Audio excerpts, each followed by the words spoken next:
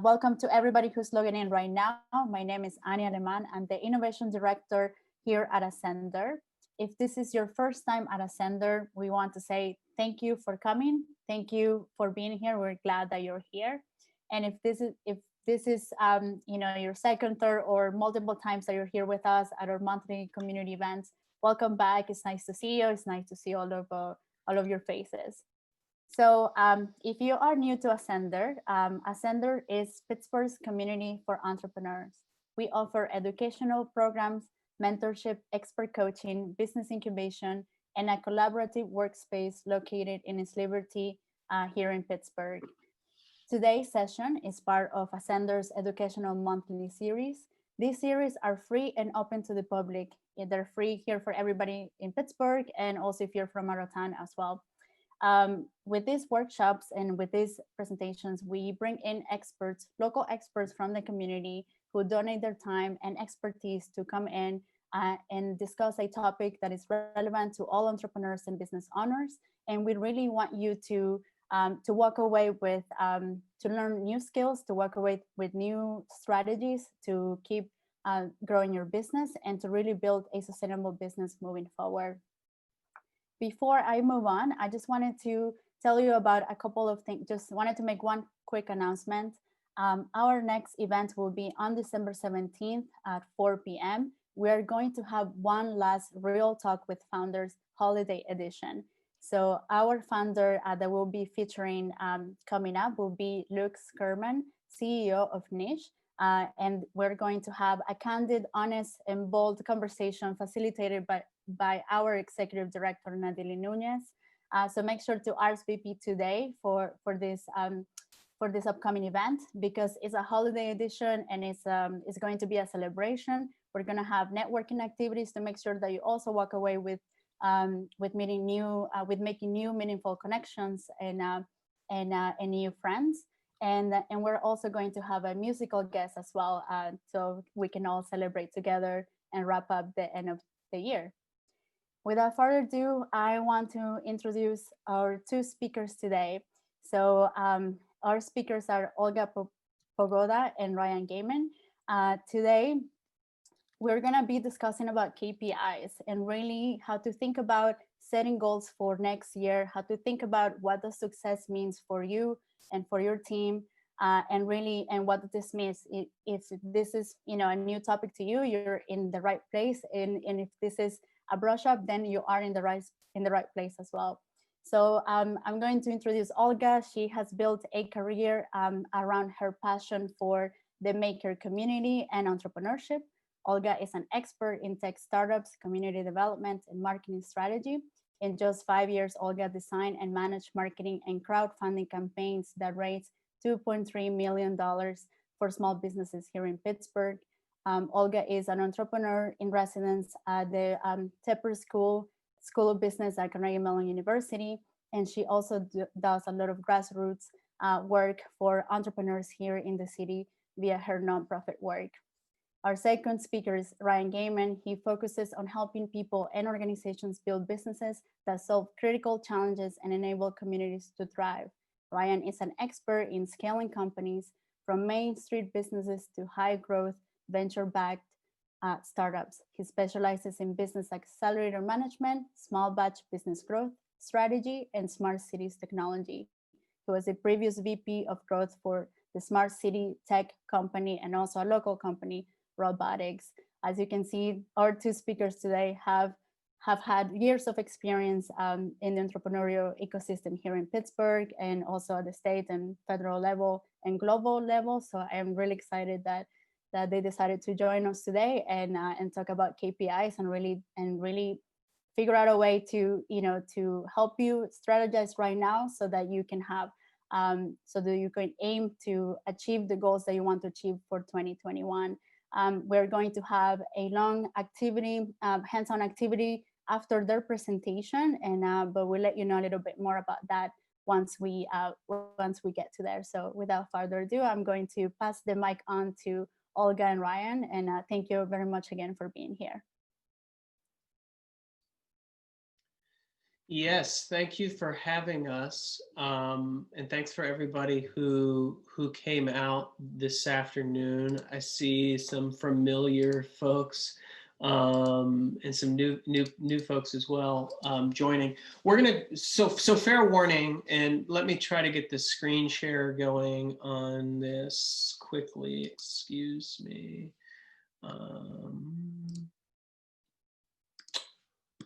Anya, you want to give me a thumbs up if you can see? Can you see the presentation if I do it like this now? Yes, yes. Okay, excellent. Before we get started, just give you a kind of run through of what it is that that Olga and I want to talk with you about today. Obviously KPIs, but the big thing is that we're going to run through this very quickly.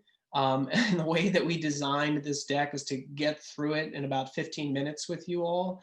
And there's more content on here than what we would typically put on a slide deck.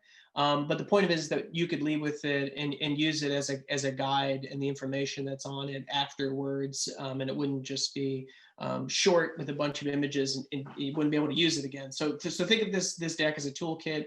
Olga and I are going to run through the beginning of this presentation, this agenda here in about 15 minutes. And then we're going to do what's probably the more important work as breakout sessions and have you all begin to apply some of these things and talk about your own success and goals for 2021 in particular, KPIs that'll help you understand your progress towards that success. And then the other important part of this is how do you actually begin to track KPIs in a seamless way, or I promise we wouldn't use any jargon, but I'll throw out the word operationalize these KPIs so that they fit inside your organization.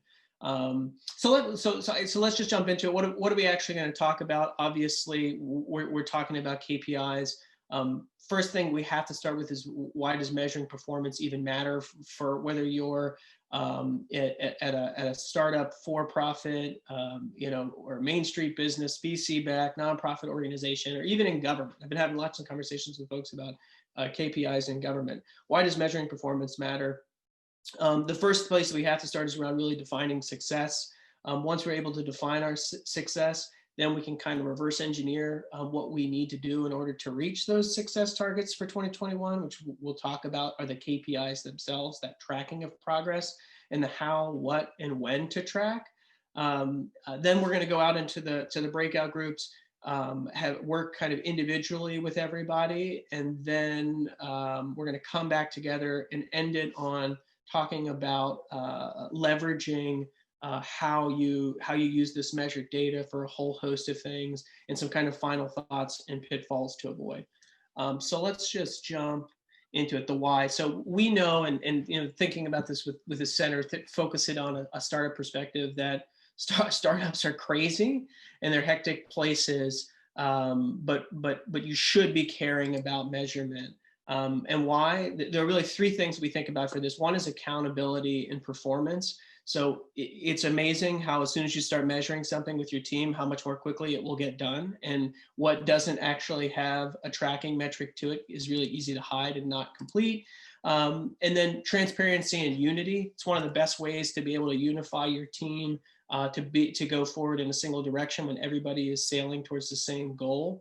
And you, as somebody who may either manage a team or manage an entire organization or company, without this data, and we'll talk about this, you're really left without the core facts of the health of your business, and core facts that are fundamental to your decision making.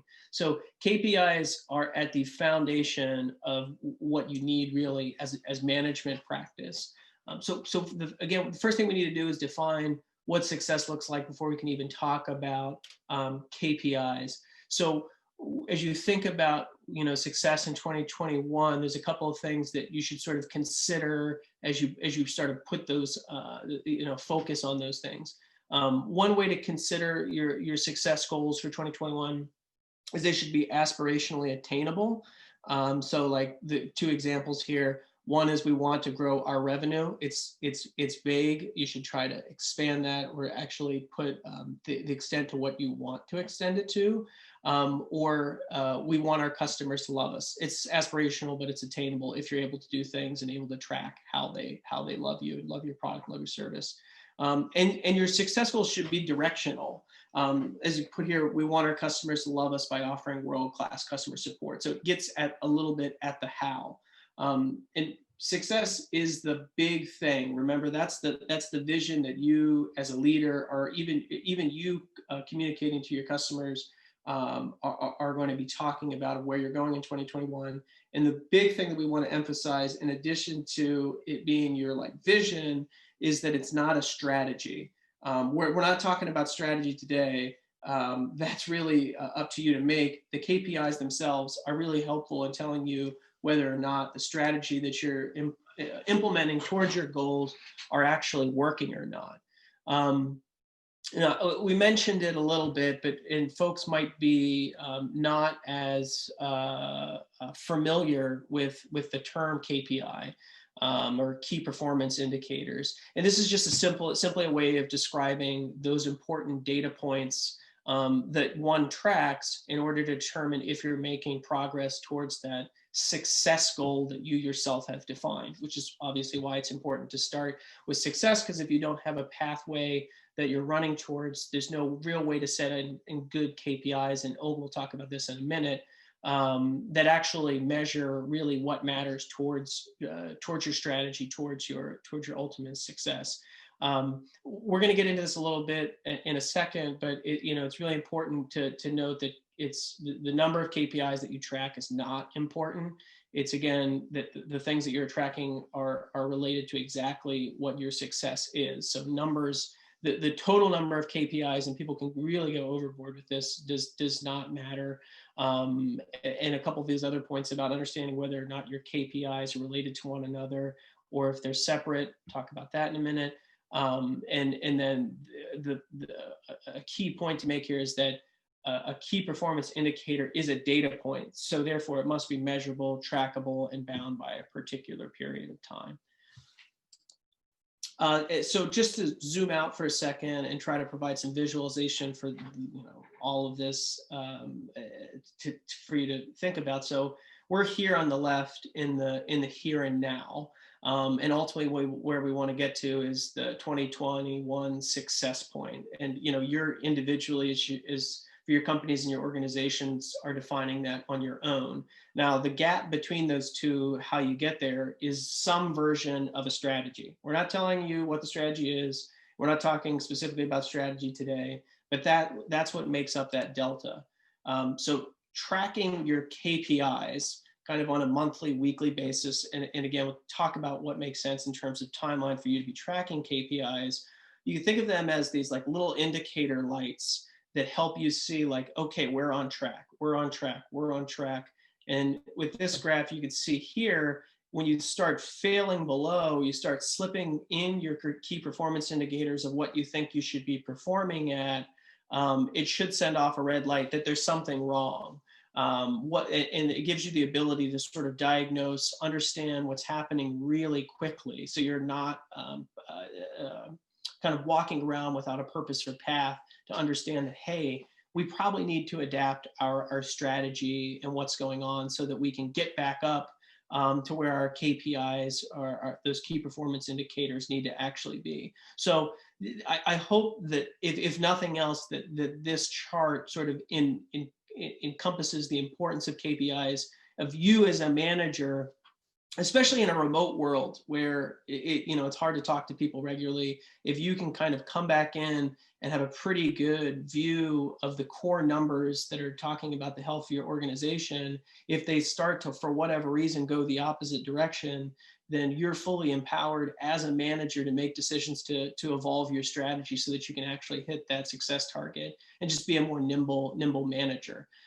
So I'm going to pass it to Olga. And Olga, you tell me when you want me to click through, but now we're going to really talk about what KPIs are and some examples of them. Yeah, of course. So I think one thing that's important to point out is, Ryan already mentioned it, the number of KPIs you're tracking is not important. The number should only be relevant to what you're trying to figure out and what makes sense for your success goal. How KPIs are related to each other is also important to consider. Not all of your KPIs need to be related to each other. But for example, if you're trying to increase your month-over-month profit, there may be other KPIs in there that you need to understand first before you reach your goal of, being able to understand your month-over-month growth. Your KPIs should be measurable. So it needs to be a number. It needs to be a timeline. It needs to, it needs to be things that cannot be argued. It needs to be hard data that you can look up, point to, and set a very specific time frame. Ryan, you want to click over? So these are some examples of common KPIs. This is not at all of them. But one example that I like to give that, we've talked about on our internal calls so many times that I hope was relevant to you guys to help you understand is a lot of people talk about a KPI they look at is website traffic. So they want to know how many people are hitting their website on a monthly basis. But if you're not selling anything directly through your website, that is a KPI that you never need to measure. So if you're looking to put money into things like SEO or developing a website, when in fact your sales come from a completely different place, then this is a whole thing that you need to just ignore and set the KPIs that make sense just for you, not what everyone else is tracking. So as we go into our breakout rooms and into our exercises, take a look at these examples of KPIs, but these are not the hard and fast, rules for what KPIs should be. They need to be very specific and relevant to only what you're doing. Awesome.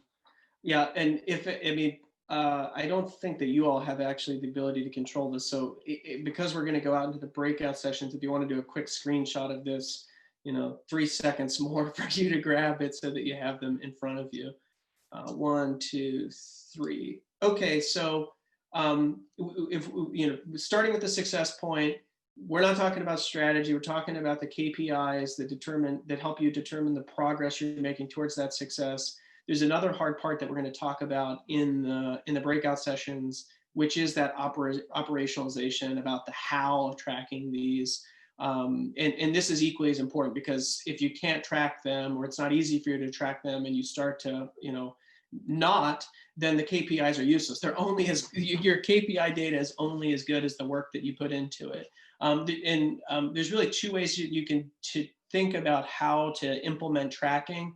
One is the time-intensive one that we have here, and that's where it might take you a little bit of time to pull a report, calculate some information. You might even need to be doing some of the stuff by hand. Not necessarily something that's really that I would suggest, especially if you have limited time or a really large team, or where you might have more data. But this is so that you're really thinking through and analyzing as you're calculating. More commonly, people use automated tracking or reporting systems that are out there. And depending on what kinds of systems that you might be using, they'll be able to pull this information for you pretty quickly. And we can talk about some of those systems that are out there. It doesn't need to be fancy. That's the big thing to think about here. KPIs, this I hope is obvious, but they're official. And what we mean by official is that they should be written down and easily digestible. KPIs are not something that are just talked about. They're something that are codified. They just mentioned the software tools are out there. One thing that we do want to kind of alert you to is that if you are using other platforms out there to pull core information or core data for KPIs, we use the example of Etsy there as sales platforms, where you might be wanting to track some of your sales data. you need to be very careful and do your research about the data that is included in those platforms. Oftentimes for their own purposes, if you're using a third-party marketplace, there will be certain data that is not included. In Etsy's case, they don't include some of the tax, I think it's like sales tax or transactional fee information in them. So you're not getting actually the full scope picture of what your revenue coming through Etsy is on those dashboards. So just be careful. And if in doubt, use a Google spreadsheet or whatever spreadsheet capabilities that you like to use. It's the easiest thing. This does not need to be fancy. And Olga just mentioned this a little bit, but you really want to think about a reporting timeline or time span. What makes sense for you? What makes sense for your team? Do you want to have an update on your KPIs and look at them all together kind of as a team on a weekly basis? Probably not a daily basis. Maybe if you're in really like a crisis mode or crunch and time is of the essence. And probably not monthly, just because there's so much that happens in a month now. But regardless of whatever the timing is, you need to have that time set aside for you to go over the reporting of these things together. And then the final thing that we'll talk about before we go into the breakout sessions is this culture of measurement. So KPI tracking isn't just about you as a manager, although that's important to have that fundamental data so that you can be that nimble decision maker for your organization and for your team. But KPIs are probably one of the best ways to unify your team towards your single vision. So you should be transparent with these. Like, too often I've seen founders or leadership teams that hold in their KPIs that they're tracking as if, it's this like treasure trove of information that if the rest of the team knew how good or bad it was going, it would somehow like upend or uproot everything.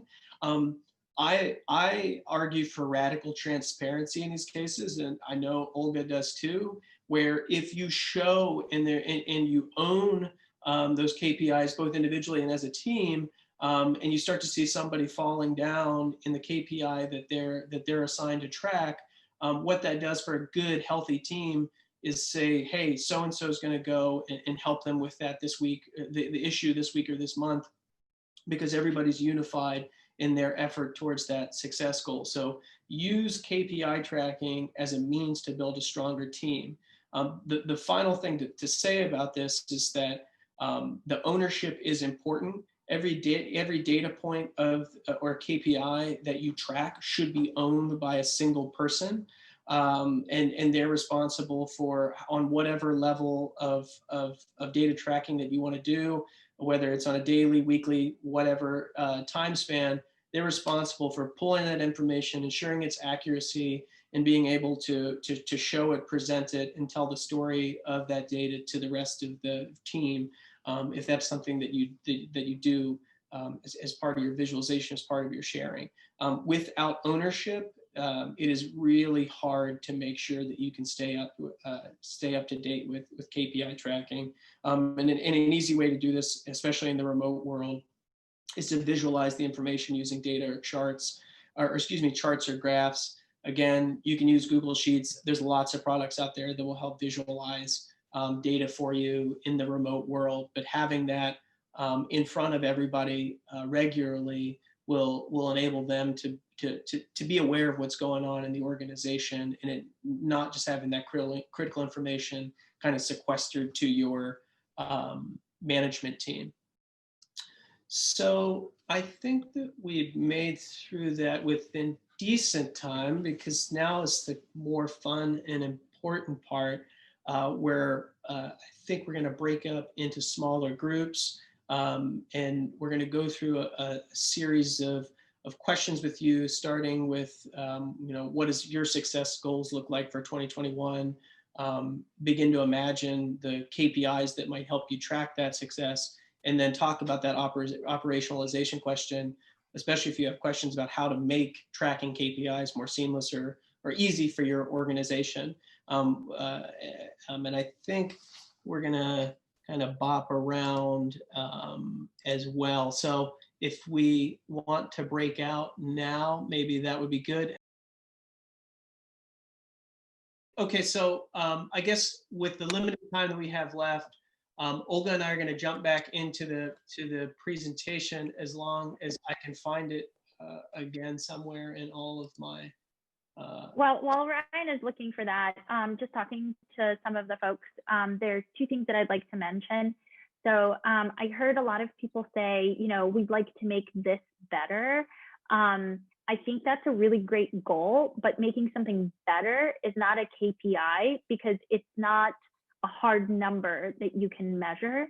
So think of things that are more things that is a percent or a number or like a monetary factor.